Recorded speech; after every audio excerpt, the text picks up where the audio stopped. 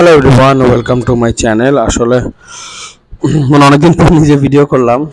Anyways, camera একটু সেটিংসটা ঠিক করে নেই। সো ছোট্ট একটা ভিডিও করব, এবং ভিডিওটার বেসিক্যালি টপিক হচ্ছে যে আমরা একটা ইনসেন্টিভের ফাইলগুলো নিয়ে। যে অনেক সময় আমরা দেখা যায় যে আমরা মনে করেন যে একটা রুলস বলি, যেটা রিসেন্টলি আমার সাথে হয়েছে।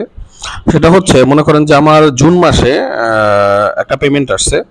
জুন মাসে তো জুন মাসে যে আমার একটা ছোটখাটো একটা পেমেন্ট আসছিল $28,000।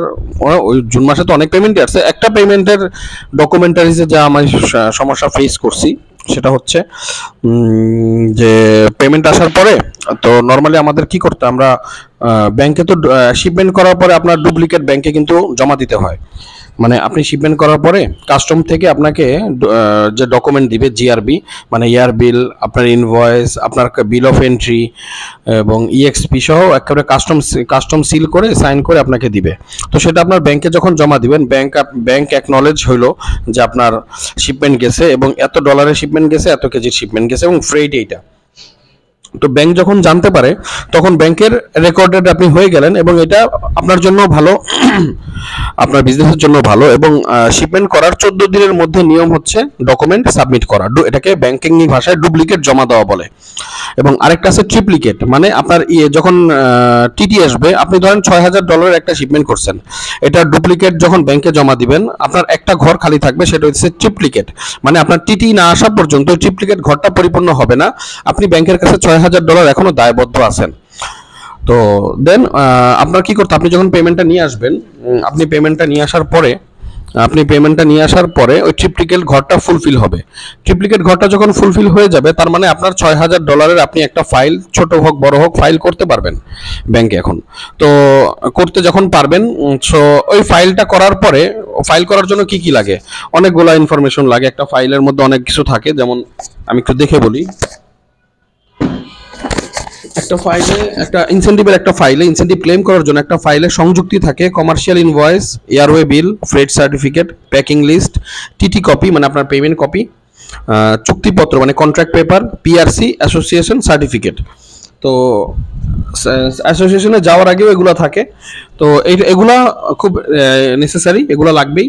সো যখন আপনি এগুলো ব্যাংকে এগুলো আপনার রেডি করতে হয়, এবং আপনার টিটি আসার পরে 180 দিনের মাথায় আপনি যদি আপনার এই ফাইল ব্যাংকে জমা না দেন, এই ফাইলটা রেডি করে ব্যাংকে ফরওয়ার্ডিং করতে হয়, ডিজিএম এবং এজিএম বরাবর সাইন করায় নিতে হয় যে আপনি এই ফাইল, টিটি আসার পরে আপনি ফাইল একটা করছেন, রেকর্ডেড করতে হয়। যদি আপনি সময় মতো ওই ফাইলটা রেকর্ডেড না করেন, 180 দিনের মধ্যে না করেন, ওই ফাইলটা আপনার বাজেয়াপ্ত হয়ে যাবে, বা ওই ফাইলটা খুব সম্ভাবনা আছে ওই ফাইলের এগেইনস্টে আপনার ইনসেন্টিভ ক্লেম করতে খুব সমস্যায় পড়তে হবে। কারণ বাংলাদেশ ব্যাংকের নিয়ম যে আপনার যে ফরওয়ার্ডিংটা থাকবে ফার্স্ট পেজে, ওই ফরওয়ার্ডিংটার ডেট থাকবে হচ্ছে আপনার টিটি ডেট থেকে 180 দিনের মধ্যে যে কোনো সময় আপনার ব্যাংকে জমা দিয়ে ওটা রেজিস্ট্রি করাইতে হবে, ডিজিএম থেকে সাইন নিতে হবে, এজিএম থেকে সাইন নিতে হবে। মোটামুটি ব্যাংকের অ্যাকনলেজমেন্ট করতে হবে, আপনার জমা দিতে হবে ফাইলটা অলমোস্ট 180 দিনের মধ্যে, মানে 6 মাসের মধ্যে। আপনার ধরেন টিটি আসছে জুনের 6 তারিখ, ডিসেম্বরের 6 তারিখের মধ্যেই জিনিসটা করায় ফেলতে হবে। তো আমার একটা ফাইল, ছোট ফাইল, ওইটা আমার করতে করতে ডিসেম্বরের 9 তারিখ বা 10 তারিখ হয়ে গেছে। এখন 180 দিনের বদলে 185 দিন হয়ে গেছে। এই ক্ষেত্রে ব্যাংক কখনোই আমার ফাইলটা নিতে চাচ্ছে না বা নিবে না। তারা বলতেছে, ভাই দেখেন 180 দিন তো হিউজ, ঠিক না? 180 দিন তো কম না। আপনি 180 দিন হাতে পাইতেছেন জাস্ট আপনার করার জন্য, যে কি বলে, ফাইলটা করার জন্য। আপনার ফাইল করে রাখছেন বাট ব্যাংকে জমা দেন নাই, জিনিসটা তো সুন্দর হইলো না, এবং জিনিসটা তো এটা বোঝা যাচ্ছে যে আপনি অবহেলা করছেন। সো এটা কিন্তু আমার শাস্তি, যে আমি যে একটা ফাইলে, আমার একটা ফাইলে অবহেলা করছি, ওই আমার 6,000-এর ফাইল না, $28,000 ফাইল একটা যে অবহেলা করছি, ওটার জন্য আমার অনেক এখন কাঠগড়া পোহাইতে হইতেছে, বিভিন্ন জায়গায় রিকোয়েস্ট করতে হইতেছে, করতে হইতেছে। কারণ বাংলাদেশ ব্যাংকের নিয়ম অনুযায়ী আপনার এই তারিখের মধ্যে আপনার ফাইল জমা দিতে হবে। এই জন্য এই জিনিসগুলো আমরা খেয়াল রাখবো, যারা আমরা এক্সপোর্ট নিয়ে কাজ করতেছি।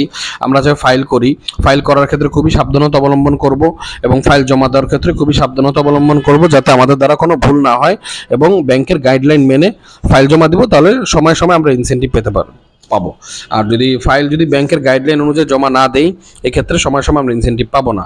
এবং অবশ্যই ফাইলের ক্ষেত্রে আমরা খেয়াল রাখবো আমাদের সবসময় অরিজিনাল ডকুমেন্টস যেগুলো যাতে আমাদের হাতে থাকে, এবং ব্যাংক আমাদের অরিজিনাল ডকুমেন্টসগুলো রেখে তারা ফটোকপি করে ফটোকপি অ্যাটেস্টেড সিল মেরে দিবে, যাতে আমরা অ্যাসোসিয়েশনে দিতে পারি বা অডিটে দিতে পারি। এই জিনিসগুলো আমাদের খুবই খেয়াল রাখতে হবে ইনসেন্টিভের ফাইল করার ক্ষেত্রে। আমরা খেয়াল রাখবো ইনশাআল্লাহ। Thank you for watching my video.